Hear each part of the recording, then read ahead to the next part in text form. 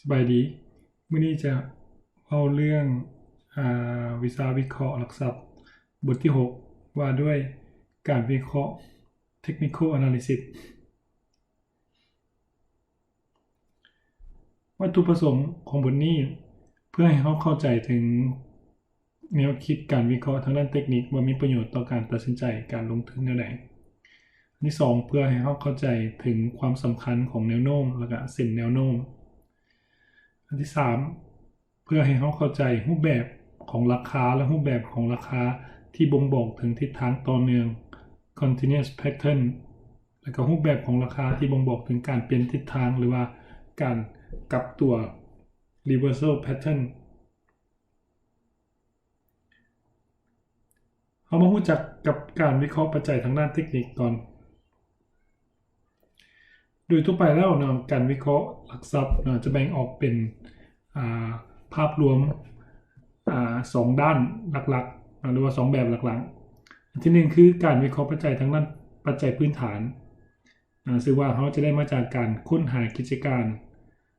good company แล้วก็ good stock เพื่อหาราคาหุ้นที่เหมาะสมแก่การลงทุนอันที่2เป็นปัจจัยทางด้านเทคนิคโดยการค้นหาช่องว่างจังหวะเวลาที่เหมาะสมเพื่อการตัดสินใจซื้อหรือว่าตัดสินใจขาย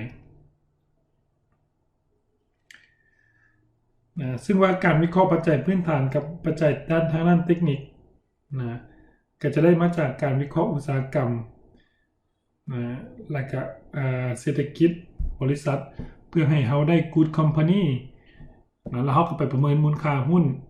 ซึ่งได้อธิบายไปแล้วอยู่ในบทที่3กับบทที่4เขาก็จะได้ good stock แล้วบัดนี้มาเบิ่งราคาหุ้นเทียบกับราคาหุ้น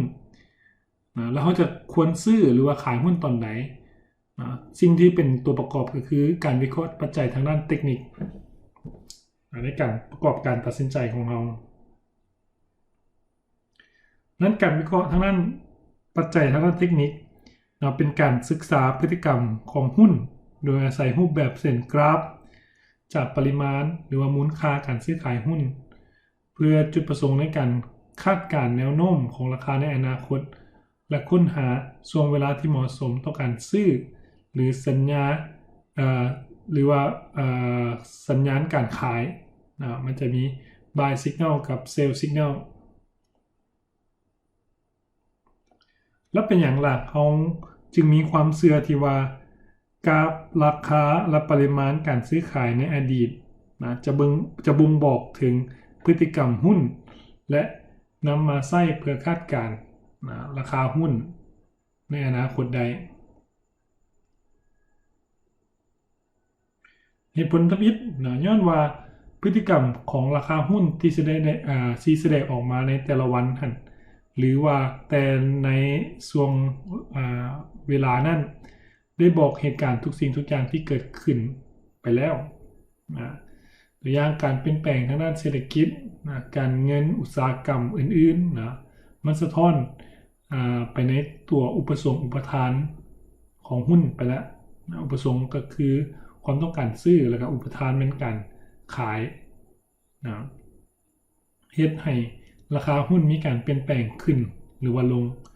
สัญลักษณ์สีเขียวนี่ส่วนใหญ่จะแสดงถึงราคาหุ้นหรือว่าการเปลี่ยนแปลงของดัชนีในขาขึ้นส่วนสีแดงนี่จะเปลี่ยนแปลงในทางขาลงถ้าเปลี่ยนแปลงในทางบวกก็แสดงว่าอุปสงค์ของหุ้นหลายกว่าอุปทานของหุ้นซึ่งว่ามีแฮงซื้อหลายกว่าแฮงขายเฮ็ดให้ราคาหุ้นสูงขึ้นไปซึ่งเป็นผลมาจากการเปลี่ยนแปลงทางด้านเศรษฐกิจการเงินหรือว่าในตัวบริษัทเองถ้าเปลี่ยนแปลงในทางลบแสดงว่าอุปสงค์ของหุ้นน้อยกว่าอุปทานของหุ้นหลายความว่าแฮงซื้อน้อยกว่าแฮงขายราคาหุ้นก็ตกลงอันนี้เป็นพฤติกรรมทมิตว่าเป็นอย่างจึงสามารถ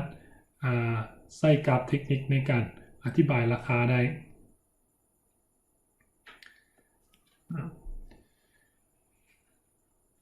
ซึ่งว่าการเจาะลึกลงไปสาเหตุเป็นแฮงสุกยู่ให้อุปสงค์ต่อหุ้นแล้วก็อุปทานต่อหุ้น นะแล้วก็เจาะลึกลงไปในราคาและปริมาณการซื้อขายหุ้นนะซึ่งเป็นผลสรุปหรือว่าข้อสรุปนะโดยให้ความสนใจต่อกับสาเหตุของมันหน่อยนะเพิ่งโดยก็จะบ่ได้สนใจในเรื่องของสาเหตุหรือว่าให้ความสำคัญหน่อยนะแต่ว่าจะเบิ่งแต่รูปเทคนิคหรือว่ารูปกราฟเท่านั้นดังนั้นการวิเคราะห์ปัจจัยทางด้านเทคนิคถ้าราคาปรับตัวสูงขึ้นนะหมายถึงการเปลี่ยนแปลงของปัจจัยต่างๆที่กล่าวมาบ่ว่าจะเป็นอุตสาหกรรมเศรษฐกิจต่างๆนะเป็นแฮงสุกยู่ให้หุ้นไปในทางบวกถ้าราคาปรับตัวลดลงจะหมายถึงการเปลี่ยนแปลงของปัจจัยต่างๆที่กล่าวมาเมื่อกี้นี้จะเฮ็ดให้หุ้นไปในทางลบเป็นเรื่องว่าง่ายว่าเป็นข่าวบ่ดีจะเฮ็ดให้หุ้นไปในทางลบถ้าข่าวดีจะเฮ็ดให้หุ้นไปในทางบวกอันที่2ราคาหุ้นยังคงเคลื่อนไหวไปแนวโน้มเก่าจนกระทั่งแนวโน้มเก่าหมดลงคือกับการโยนหมากปิงปองเข้าไปในอากาศมันจะขึ้นไปตลอดจนว่าแห้งมันจะหมดแล้วมันก็ค่อยตกลงการที่หุ้นโยนขึ้นไปถึงอากาศก็หมายถึงทิศทางของหุ้นเป็นไปในทางขาขึ้นเมื่อแห้งมันหมดก็หุ้นหมากปิงปองก็จะตกลงก็หมายถึงราคาหุ้นมีทิศทางไปในขาลงซึ่งว่าแห้งที่เป็นตัวเฮ็ดให้หมากปิงปองขึ้นไปในอากาศก็คือว่าปัจจัยด้านบวกต่างๆของบริษัทที่ได้รับหรือว่าหุ้นตัวนั้นๆที่ได้รับส่วนขาลงก็เป็นแห้งที่เป็นจะมาได้มาจากปัจจัยทางด้านที่เป็นลบต่อกับราคาหุ้นตัวนั้นบ่ว่าจะเป็นอีหยังก็ตาม3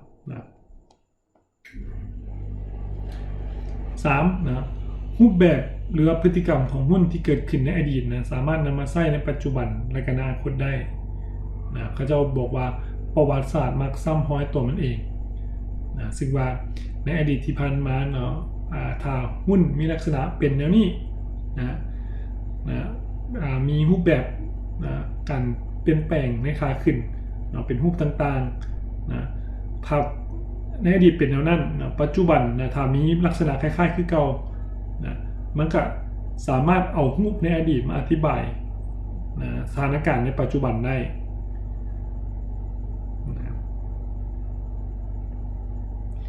ความเชื่อนักลงทุนส่วนหลายคิดว่ารูปแบบที่เกิดขึ้นในอดีตที่สะท้อนถึงจิตวิทยาในช่วงเวลานั้นจะยังสามารถนำมาใช้ได้ในปัจจุบันคือตัวอย่าง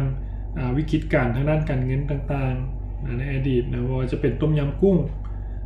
วิกฤตการณ์แฮมเบอร์เกอร์ไครซิสหรือว่าวิกฤตการณ์ .com ต่างๆเป็นสาเหตุเกิดมาจากการที่มีหนี้ในระบบค่อนข้างหลายประกอบกับอีกเรื่องนึงเป็นเรื่องของความโลภมันจะมีทรัพย์สิน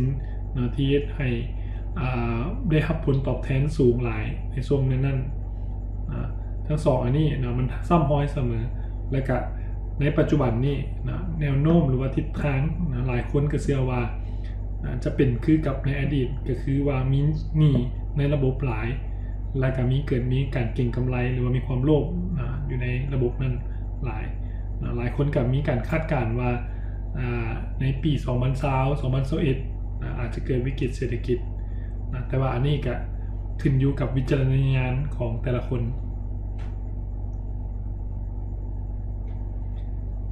ทฤษฎีทางด้านเทคนิคยุคบุกเบิกก็คือทฤษฎีดาวเทียรี่ซึ่งพัฒนาโดยชาร์ลส์W. ดาวผู้ก่อตั้งWall Street Journal แล้วก็เป็นผู้สร้าง Dow Jones Industrial Average หน้าตาเราเป็นอย่างนี้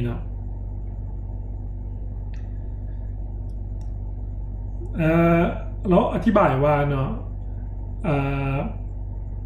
ราคาหุ้นจะขึ้นลงคือกับคลื่นของน้ำทะเลช่วงเวลาน้ำกำลังขึ้นคลื่นจะซัดเข้าหาฝั่งแล้วก็เข้าไปใกล้ขยับเข้าไปใกล้เข้าไปหาฝั่งเรื่อยๆคือกับลักษณะแบบนี้สมมุติว่าตัว TC นี่เป็นฝั่ง อันนี้เป็นคลื่นนะที่หนึ่งจะค่อยยับเข้าไปนะสังเกตนะว่าน้ำช่วงระยะเวลาน้ำขึ้นน้ำทะเลขึ้นนะก็จะขยับเข้าไปใกล้ซ้ายฝั่งนะแต่ช่วงขาลงนะกับหมายถึงขึ้นนะค่อยๆขยับนะออกจากฝั่งนะอันนี้สมมุติเป็นฝั่งคือเอาที่ C นะค่อยๆออกจากฝั่งไปเรื่อยๆ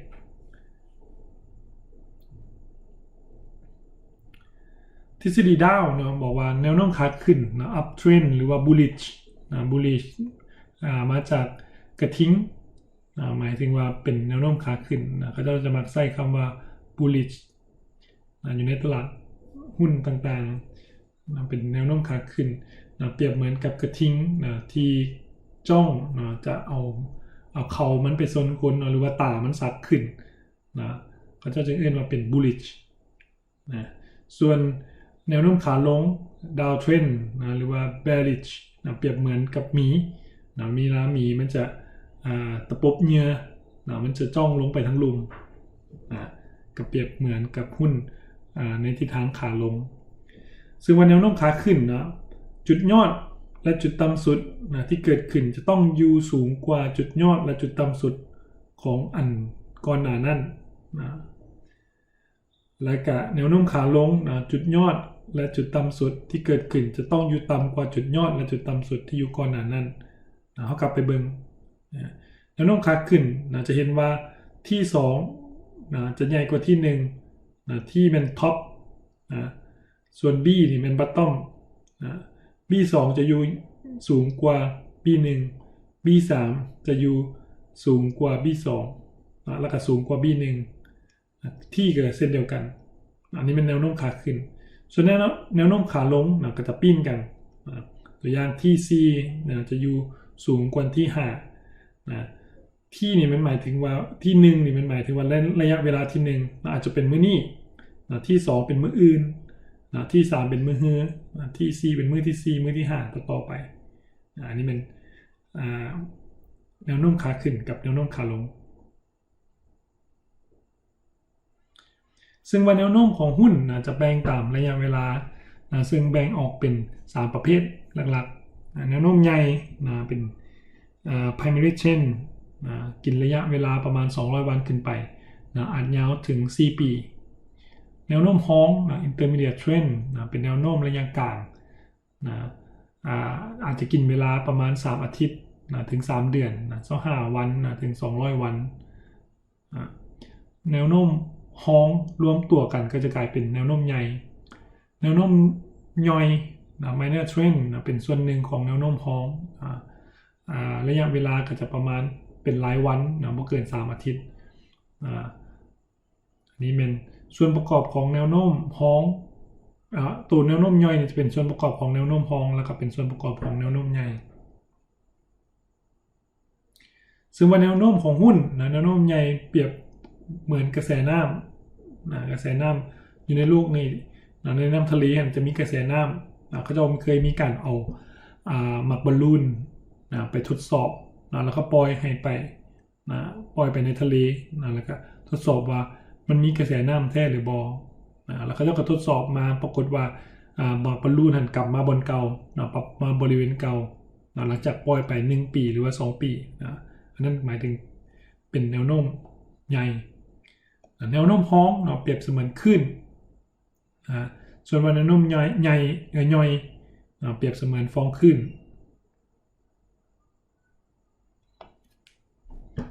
ตลาดกระทิงนะกับตลาดหมีนะลักษณะของตลาดกระทิงนะเป็นแนวโน้มขาขึ้นนะจึงจะมีเป็นระยะเวลาสะสมหุ้นนะระยะขาดทุนหุ้น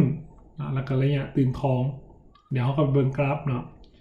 ระยะลักษณะของตลาดนี้นะเป็นแนวโน้มขาลงนะจึงประกอบด้วยระยะแจกจ่าย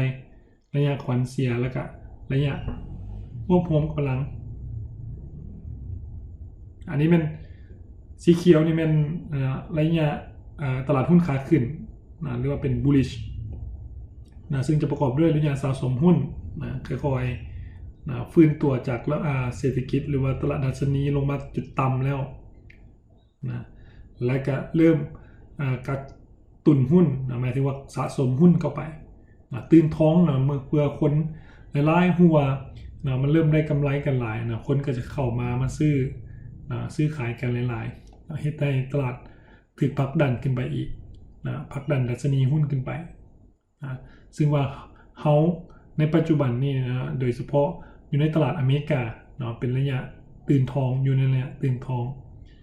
ต่อมาเนาะเมื่อคนฮู้ว่า valuation มันสูงเกินไปนะสูงเกินความเป็นจริงนะคนก็เริ่มจะขายสินค้าออกนะหรือว่าขายหุ้นออกนะจากตลาดหุ้นนะแต่ว่ายังมีคนบางกลุ่มนะก็ยังบ่ฮู้ตัวนะ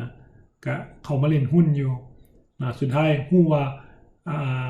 ราคาหุ้นมันแพงเกินความเป็นจริงหลายนะสุดท้ายก็สายเกินไปแล้วสุดท้ายก็คนก็พากันแห่ขายออกจากตลาดนะเขาเรียกว่าระยะควันเสียนะตัวสีแดงนี่เป็นระยะตลาดหมีนะแล้วก็ตัวต่อมาเป็นระยะรวบรวมกำลังนะแล้วก็เข้ามาสู่ระยะสะสมหุ้นใหม่เมื่อเศรษฐกิจเริ่มมีการฟื้นตัวนะตลาดหุ้นเริ่มมีคนเข้ามาสนใจอีกครั้งหนึ่งแนวโน้มนะเทรนด์นะแนวโน้มนะราคาหลักทรัพย์มักเคลื่อนไหวขึ้นลงจนกลายเป็นแนวโน้มนะแล้วแนวโน้มมันจะบ่เปลี่ยนทิศทางแต่ถ้ามีปัจจัยใดเข้ามาส่งผลให้ราคาหุ้นนะเปลี่ยนแปลงทิศทางหุ้นนะก็จะเปลี่ยนแปลงทิศทางไปตัวนั้นนะอาจจะเป็นไปทิศทางขึ้นไปหลายกว่าเก่าหรือว่าทิศทางตกลงมาจากทิศทางเก่าก็ได้ประโยชน์เนาะของการวิเคราะห์ทางด้านเทคนิคซึ่งว่าจะช่วยบอก Market Timing เขาในการซื้อขายหุ้นการย่อขอบเขตระยะเวลาในการศึกษาลงเพราะว่าเขาไม่จำเป็นต้องไปศึกษารายละเอียดของธุรกิจบริษัทต่างๆไม่ต้องบึงงบการเงินไม่ต้องสนใจงบการเงินไม่ต้องบึงผลกำไรก็ได้นะบึงแต่กราฟหรือว่ารูปหรือว่าสิ่งแสดงที่จะอธิบายเฮ็ดให้เขาประหยัดเวลาในการวิเคราะห์ตลาดแล้วก็สามารถวิเคราะห์จำนวนหุ้นได้หลายกว่าการวิเคราะห์แบบปัจจัยพื้นฐานแล้วก็อันที่3มันมีความยืดหดค่อนข้างสูงนะสามารถใช้ความรู้เดียวกันนะกับผลิตภัณฑ์ทางด้านการเงินอื่นนะที่มีราคาและปริมาณซื้อขายได้ตัวอย่างบรรดาพวกตราสารอนุพันธ์ต่างๆนะหรือว่า derivative forex นะการคาดการณ์ราคาหุ้นในอนาคตนะจากเส้นแนวโน้มนะซึ่งว่าในการวิเคราะห์นะจำเป็นต้องกำหนดจุดซื้อจุดขายเขาจะรู้ในแนวไหนล่ะว่าซื้อเมื่อใดหรือว่าขายเมื่อใดนะเบิ่งจากเส้นแนวโน้มมาเริ่มเข้าใจเรื่องกราฟราคาก่อนนะอยู่ในกราฟราคามันจะมีแต่ละมื้อนะเขาจะแสดงเป็นราคาสูงสุดนะราคาเปิดนะแล้วก็มีราคาปิดนะแล้วก็ราคาต่ำสุดนะราคาเปิดนะอาจจะเท่ากันกับราคาต่ำสุดก็ได้ของมื้อหรือว่าเปิดนะเท่ากับราคาสูงสุดก็ได้นะราคาปิดคือกันนะปิดอาจจะเท่ากับราคาสูงสุดก็ได้นะหรือว่าราคาต่ำสุดก็เป็นไปได้นะในแต่ละมื้อ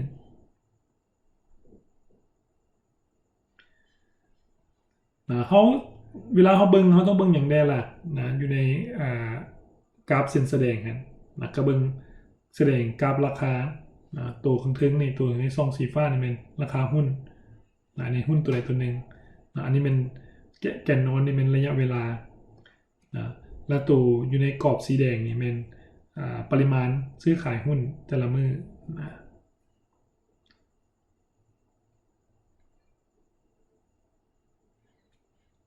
แนวโน้มขาขึ้นนะครับมาเบิ่งอีกครั้งนะซึ่งว่าเขาจะฮู้ได้อย่างไรล่ะเขาก็ต้องมาลากเส้นจากจุด1นะไปหาจุดที่3นะลากจากจุด1ไปหาจุด3หมายความว่ามีเส้น2เส้นนะจุดที่เป็นจุดบอททอมกับจุดท็อป3จุดเพื่อยั่งยืนนะสัญญาณของการเกิด uptrend line หรือว่าเส้นแนวโน้มขาขึ้นนะซึ่งว่าจะมี2เส้นนะเส้นลากจากเส้นจุดท็อปจุดสูงสุด ของหุ้น3 จุด 3 ตำแหน่งกับเส้นที่อยู่ต่ำสุดของ3 จุดเขาเอิ้นตัว3 bottom นี่เขาเอิ้นว่า up trend line และตัวที่เป็น top เป็น parallel line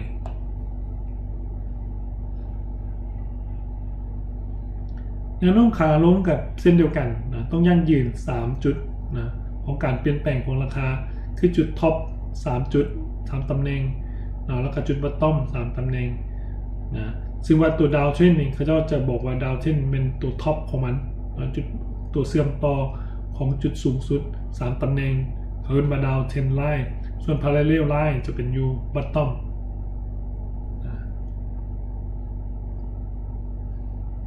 ไซด์เวย์ไซด์เวย์จะเห็นว่าตำแหน่งของจุดสูงสุดจะโบแตกต่างกันหลายแล้วก็ตำแหน่งของจุดต่ำสุดก็จะโบแตกต่างกันเป็นการยั่งยืนว่าเป็นไซด์เวย์แนวโน้มไซด์เวย์แนวโน้มที่บ่มีทิศทางว่าจะขึ้นหรือจะลงเถื่อมาเบิ่งกราฟว่าเขาเห็นสังเกตเห็นว่ามีจุดต่ำสุดลากขึ้นไปจะประมาณ3 ตำแหน่ง1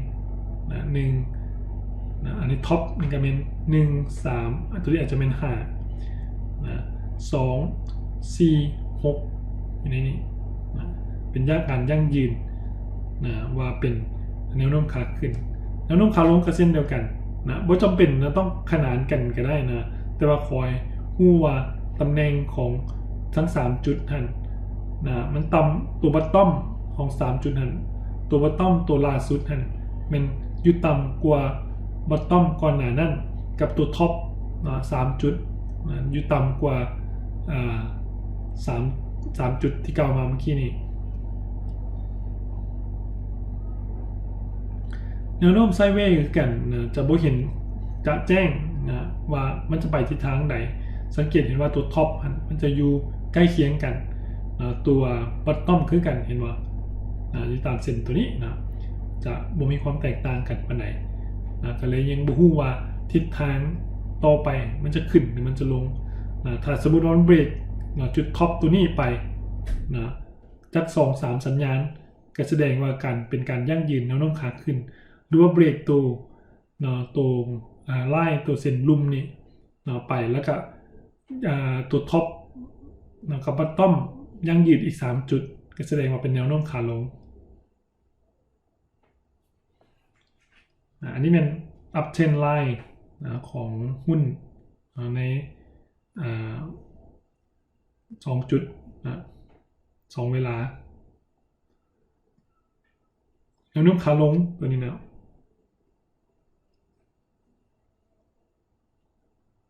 แนวโน้มไซด์เวย์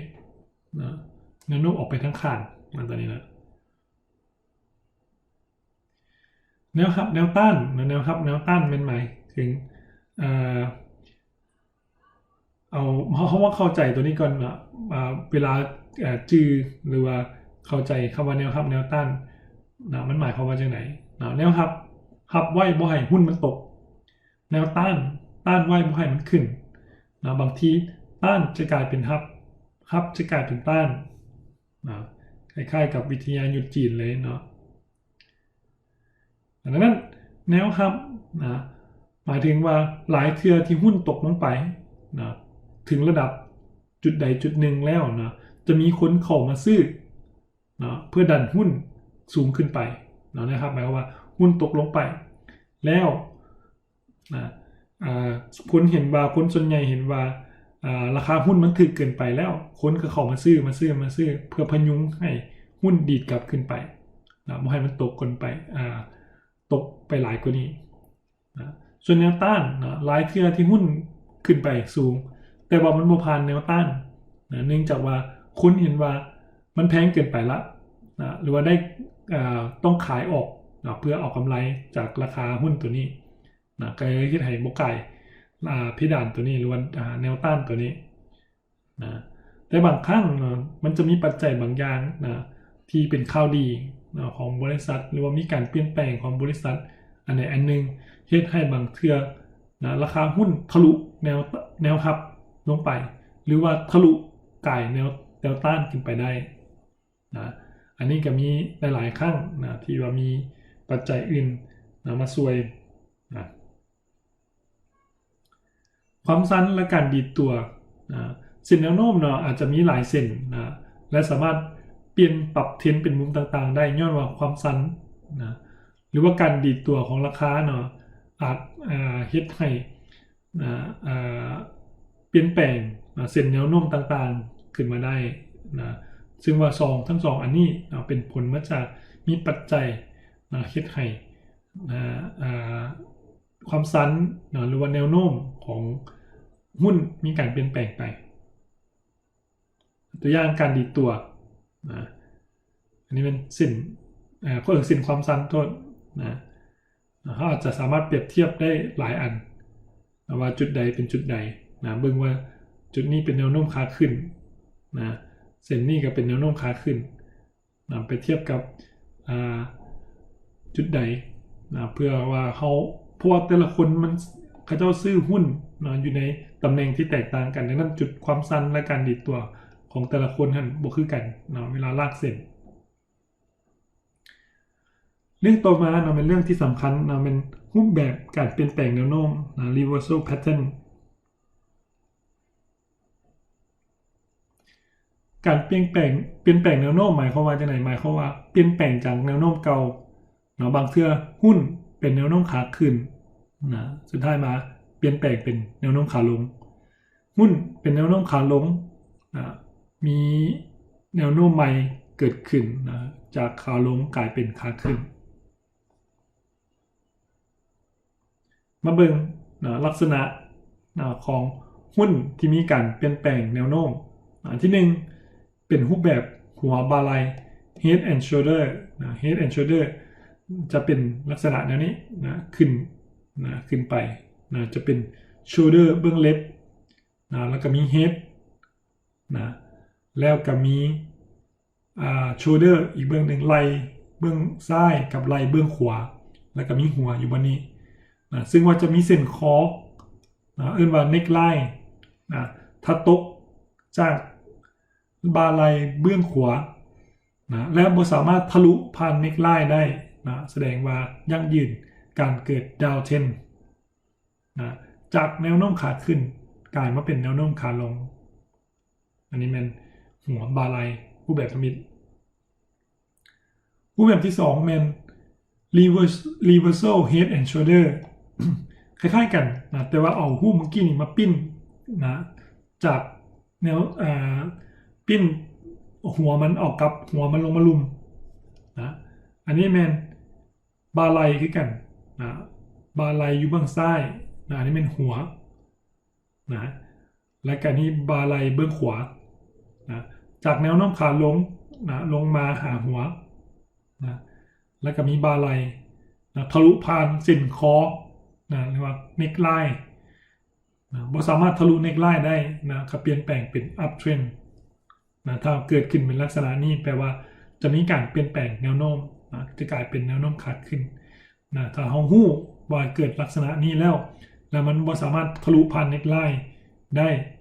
นะก็เป็นโอกาสเข้าซื้อนะเพื่อเก็งกำไรนะเพื่อท่าให้หุ้นมันดีดตัวสูงขึ้นไปตัวอย่างนี่มันreversal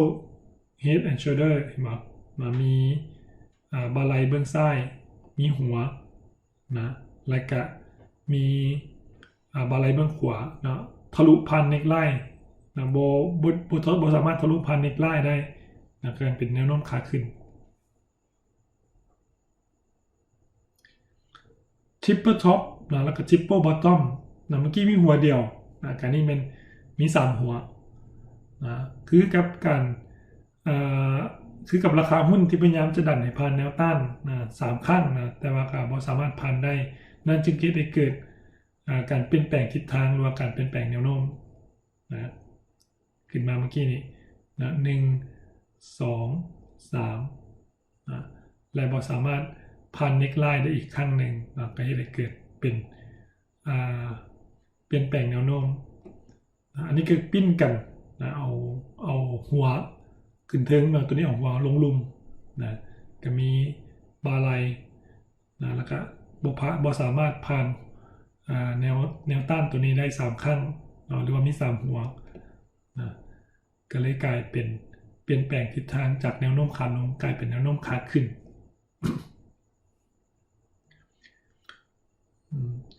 ตัวอย่างนะมาเบิ่งนะอันนี้เป็น triple top นะขึ้นมา A นะบ่ผ่าน A ได้นะมี neckline บ่ผ่านจุดต่ำสุดนะแม่นหัวที่2หัวที่3นะแล้วก็ทะลุลงมา neckline บ่สามารถผ่าน neckline ได้นะก็เป็นแนวโน้มขาลงนะเปลี่ยนจากแนวโน้มขาขึ้นนะมาเป็นแนวโน้มขาลง double top นะกับ double bottom นะก็คล้ายๆกันกับtriple top นะกับ head and shoulder คือกันบ่สามารถผ่าน neckline ได้นะก็เปลี่ยนแปลงแนวโน้มจากแนวโน้มขาขึ้นมาเป็นแนวโน้มขาลงแนวโน้มขาลงเปลี่ยนมาเป็นแนวโน้มขาขึ้นนะตัวอย่างนะอันนี้นะ neckline ตัวนี้บ่สามารถดีดผ่านได้นะครับเปลี่ยนแปลงจากแนวโน้มขาลงจากขาขึ้นมาเป็นแนวโน้มขาลงโทษอันนี้ก็เป็น double bottom คือกันนะ saucer เนาะ saucer คล้ายๆกันกับการเปลี่ยนแปลงนะแต่ว่ารูปแบบมันจะกินระยะเวลานานยาวนานกว่านะลักษณะถ้วยคว่ำหรือว่าถ้วยหงายนะมันจะบ่เป็นรูปแบบเป็นแบบคือกับ triple top หรือว่า triple bottom อย่างต่างๆนะแต่ว่ามันจะเป็นกินระยะเวลาค่อยๆขึ้นแล้วก็ค่อยลงนะหรือว่าค่อยๆลงแล้วก็ค่อยๆขึ้น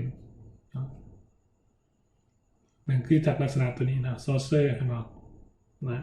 แนวโน้มขาลงไปเรื่อยๆแล้วก็บ่มีรูปแบบ3หัวหรือว่า head and shoulder อย่างที่ชัดเจนนะแต่ว่ากินระยะเวลาโดนนะเปลี่ยนแปลงไปเป็นแนวโน้มขาขึ้นนี่กันจากลงไปเป็นขึ้น V shape นะจะเป็นลักษณะของการราคาปิดนะแต่ว่าเบิ่งระยะสั้นส่วนหลายนะแต่เบิ่งราคาแต่ละมื้อนะเขาจะสังเกตว่าราคาเปิดนะตัวเบื้องซ้ายนี่เป็นราคาเปิดตัวนี้เป็นราคาปิดตัวจุดต่ำสุดนี่เป็นราคาต่ำสุดแล้วก็ตัวทั้งหัวสุดนี่เป็นราคาสูงสุดของมือเขาจะสังเกตว่าลักมือที่เป็นตัวก้อนตัว V ก้อนตัวเข้าไปจุดสูงสุดจุดต่ำสุดนะจะเห็นว่าราคาเปิดนะราคาเปิดอยู่สูงกว่าราคาเปิดของมือนี้ราคาปิดอยู่ต่ำกว่าราคาปิดของมือที่2นี้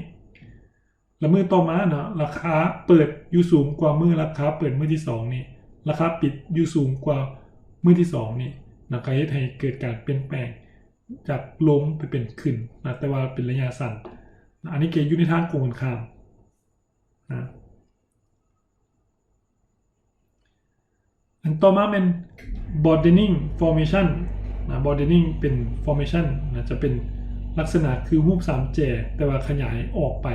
นะขยายกว้างออกไปเริ่มจากขึ้นนะเป็นแนวโน้มขาขึ้นนะเห็นป่าวนะท็อปมันนะอยู่ต่ำกว่าท็อปต่อมานะแล้วอยู่ต่ำกว่าจุดสูงสุดในมือต่อมาแต่ว่าบอททอมผัดอยู่ต่ำกว่านะบอททอมของมือนี้นะอยู่ต่ำกว่าบอททอมของมือนี้นะขยายออกมันกับขยายออกซึ่งถ้าสามารถ break out ตัวนี้ได้นะ break out ตัวจุดต่ำสุดของเส้นที่ลากมานี้ได้นะก็จะเปลี่ยนแปลงจากแนวโน้มขาขึ้นนะมาเป็นแนวโน้มขาลงนะอีกเบื้องหนึ่งคือกันนะลักษณะคล้ายๆกันนะเปลี่ยนจากแนวโน้มขาลงเป็นแนวโน้มขาขึ้นเขาเรียกว่า broadening formation เมื่อกี้นี่เขาบอกว่าเป็นการเปลี่ยนแปลงแนวโน้มนะแต่ว่าอันต่อมาเนาะเป็นหัวข้อต่อมาเป็นรูปแบบกันรูปแบบต่อเนื่องหมายความว่าถ้ายังขึ้นแต่ว่าเบิ่งลักษณะคือว่าจะลงแต่ว่ามันบ่ลงนะมันกลับขึ้นต่อหรือว่าลักษณะมันขึ้นนะเบิ่งคือว่ามันเบิ่งลักษณะต่อมามันเบิ่งคือว่ามันจะลงนะแล้วมันมีมันกำลังลงนะแต่ว่าเบิ่งแล้วลักษณะมันคือจะขึ้นนะแต่ว่าแทนที่มันจะขึ้นมันพันลงต่อนะอันนี้มันแบบต่อเนื่องนะซึ่งว่าจะมีอยู่5รูปแบบนะเป็น triangle flag and pennant with rectangle invert head and shoulder ซึ่งว่า triangle ก็จะมี3แบบอีกเนาะเป็นรูป3แจ symmetric triangle ascending triangle แล้วก็ descending triangle มาเบิ่ง symmetric ก่อนsymmetric symmetric แนวโน้มเป็นตัวนี้เป็นแนวโน้มขาขึ้นขาขึ้นแล้วมันน้อยลงแนวโน้มมันน้อยลงแต่ว่าจะมีเส้น3เส้นที่เชื่อมต่อกันของจุดหัวมันจุดหัวมันแล้วก็เชื่อมต่อจุดต่ำสุดมันแล้วจะมีเส้นหนึ่งเอิ้นว่าเส้นอะเปกเป็นตัวแบ่งเส้นเบื้องถึงเส้นเชื่อมต่อตัวท็อปจุดสูงสุดกับเส้นเชื่อมต่อตัวบัตตอมจุดต่ำสุดและแบ่ง2เบื้องนี้จะเท่ากันเขาจึงเรียกว่า symmetric triangle แต่เมื่อใดก็ตามเป็นแนวโน้มขาขึ้นเบื้องคือว่ามันจะลงจากจุด C กับจุด E กับจุด D กับจุด F เบื้องคือว่ามันจะลงแต่เมื่อใดก็ตามที่สามารถทะลุผ่านตัวนี้ได้เส้นเบื้องตัวท็อปนี้ได้มันก็สามารถcontinue หรือว่ารูปแบบของขาขึ้นแนวโน้มขาขึ้นมันก็ยังคงสืบต่อไป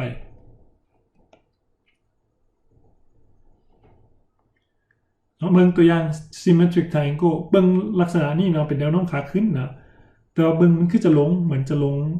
จะเปลี่ยนแปลงแนวโน้มจากแนวโน้มขาขึ้นเป็นแนวโน้มขาลงแต่ว่ามันสามารถทะลุผ่านเส้นตัวท็อปนี้ไปได้ก็เลยเฮ็ดให้กลายเป็นแนวโน้มขาขึ้นคือเก่าสืบต่อแนวโน้มขาขึ้นไป ascending ascending เป็นแนวโน้มขาขึ้นแต่ว่าตัวท็อปมันอยู่ใกล้เคียงกันใกล้เคียงกันเป็นรูป3แจ ascending แต่ว่า bottom มันเพิ่มขึ้นและสามารถทะลุผ่านเส้นตัวท็อปนี้ได้ก็เลยกลายเป็นcontinuous pattern สังเกตเส้นนี้ใกล้เคียงกันหรือว่าเท่ากันแต่ว่าเส้น bottom จุดที่1จะอยู่ต่ำกว่าจุดที่2และต่ำกว่าจุดที่3เมื่อใดก็ตามที่สามารถทะลุผ่านตัวท็อปนี้ไปได้ก็แสดงว่ากายแนวโน้มมันก็ยังคงเคลื่อนที่ไปในทิศทางเก่ายังคงสืบต่อไปในทางเก่าอันนี้เป็นตัวอย่างรูปจุดที่1ท็อปจุดที่2ท็อปจุดที่3ท็อปสามารถทะลุตัวจุดนี้ไปได้ก็เฮ็ดให้สืบต่อเป็นแนวโน้มขาขึ้น descending เขาปิ้นกันตัวท็อปจะต่ำลงเรื่อยๆอันนี้เป็นแนวโน้มขาลงตัวท็อปต่ำลงเรื่อยๆแต่ว่าตัวบัตตอมใกล้เคียงกันเมื่อใดก็ตามสามารถทะลุตัวบัตตอมลงไปได้ก็จะเฮ็ดให้ยังคงสืบต่อเป็นแนวโน้มขาลงตัวอย่างท็อปตัวที่1น้อยกว่าท็อปตัวที่2ที่3ตัวและน้อยกว่าท็อปตัวที่5 2 4 6ใกล้เคียงกันเมื่อใดที่ทะลุ6ลงมาได้ก็เปลี่ยนแปลงกับสืบต่อเป็นแนวโน้มขาลง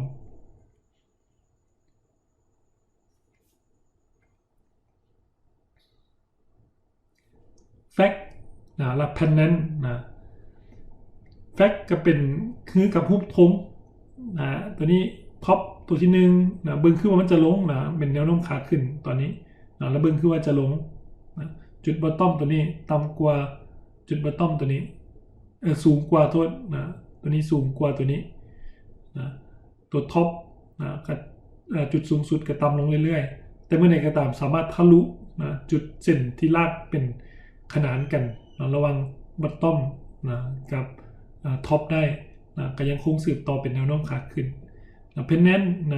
เป็นลักษณะคล้ายๆกันแนวโน้มขาขึ้นคล้ายๆกับsymmetric คล้ายๆกับ symmetric แล้วก็ทะลุไปได้เมื่อใดก็ตามที่ทะลุตัวท็อปเส้นท็อปตัวนี้ไปได้ก็สืบต่อเป็นแนวโน้มขาขึ้นอันนี้เป็นรูปแฟกตัวอย่างของรูปแฟกรูปแบบเวทเป็นคล้ายๆเป็นรูปธงคือกันแต่ว่านี้ระยะเวลาฟอร์มตัวด่วนกว่าแพนแนน คล้ายๆกันต่างแต่ว่าระยะเวลาหรือว่ากราฟเส้นตัวนี้จะค่อนข้างกว้างกว่าตัวแผ่นนั้นแนวโน้มขาลงแนวโน้มขาขึ้นโทษเบิ่งคือว่ามันจะลงแต่ว่ามันคงสืบต่อขึ้นไปแนวโน้มขาลงเบิ่งคือว่ามันจะขึ้นตัวนี้แต่ว่ายังคงสืบต่อลงเบิ่งระยะเวลาเห็นบ่ตัวนี้ค่อนข้างกินเวลาโดนกว่าอาจจะเป็นเดือนตัวนี้คือกันเป็นลักษณะเวทrectangle rectangle เป็นรูปธงคือกันคล้ายๆกับรูปธงแต่ว่าธงเมื่อกี้นี่จะเป็นธงแนวนอนบ่หรือว่าธงแนวตั้งแต่ว่าตัวนี้ธงขนานกับแกนนอนเห็นบ่ลักษณะเป็นแนวโน้มขาขึ้นมีอาจจะคล้ายๆกับลักษณะทิปเปอร์ท็อปแต่ว่าสามารถทะลุหัวบาลัยตัวนี้ไปได้การเฮ็ดให้กายยังคงสืบต่อเป็นแนวโน้มขาขึ้นแนวโน้มขาลงเป็นลักษณะธงคล้ายๆกับทิปเปิลบอททอมแต่ว่าถ้าสามารถทะลุบาลัยได้ก็ยังคงสืบต่อเป็นแนวโน้มขาลง invert head and shoulder เมื่อกี้นี่เป็นหัวบาลัยแล้วก็มันเป็นตอนreversal pattern มันจะมีแนวเป็นแนวโน้มขาขึ้นแล้วก็มีบาลัยแล้วก็มีหัวแต่ว่าอันนี้เป็นแนวโน้มขาขึ้นแล้วเอา head and shoulder เมื่อกี้นี่มาปิ้นกลับลงบาลัยจะอยู่เบื้องซ้ายจะอยู่บนนี้มันจะปิ้นกันกับรูปcontinual pattern reversal pattern ตัวนี้เป็นตัวบาลัยเบื้องซ้ายหัวแล้วก็บาลัยเบื้องขวาสามารถทะลุผ่านเน็กไลน์ไปมันก็กลายเป็นcontinuous pattern อันนี้ก็ปิ้นกันอันนี้แนวโน้มขาลงเพราะว่าอยู่ในตัวreversal pattern มันจะเริ่มมาจากแนวโน้มขาขึ้นก่อนแล้วก็มีหัวมีบาลัยที่บอกแล้วก็ปิ้นกันแนวโน้มขาขึ้นมาเป็นแนวโน้มขาลงก็ได้กรณีของ reversal pattern แต่ว่าในกรณีนี้เป็นแนวโน้มขาลงก่อนลงมาแล้วก็ไม่สร้างเป็นรูปแบบบาลัยเบื้องซ้ายหัวแล้วก็บาลัยเบื้องขวาสามารถทะลุผ่านเน็กไลน์ลงไปได้ก็แสดงว่า continue ยังสืบต่อเป็นแนวโน้มขาลงอยู่อันนี้ก็จบบทที่6ซึ่งสุดท้ายมีคำเว้าของทางเฮนรี่คัพแมนเราว่ามีคน2ประเภทที่ขาดทุนจากการลงทุนก็คือคนที่บ่ฮู้หยังเลยกับอีกคนนึงแม่นฮู้ดีทุกเรื่องความหมายก็คือว่าคนที่บ่ฮู้หยังเลยไปลงทุนในทรัพย์สินต่างๆที่ตนเองบ่ฮู้จักจะมีโอกาสขาดทุนหลายเพราะว่าบ่ได้เข้าใจในเรื่องที่ตัวเองลงทุนไปกับอีกคนประเภทนึงแม่นฮู้ดีทุกเรื่องหมายความว่าบ่โฟกัสในเรื่องใดเรื่องนึงฮู้ไปหมดแต่ฮู้อย่างละหน่อยนั่นก็มีโอกาสพลาดในการลงทุนได้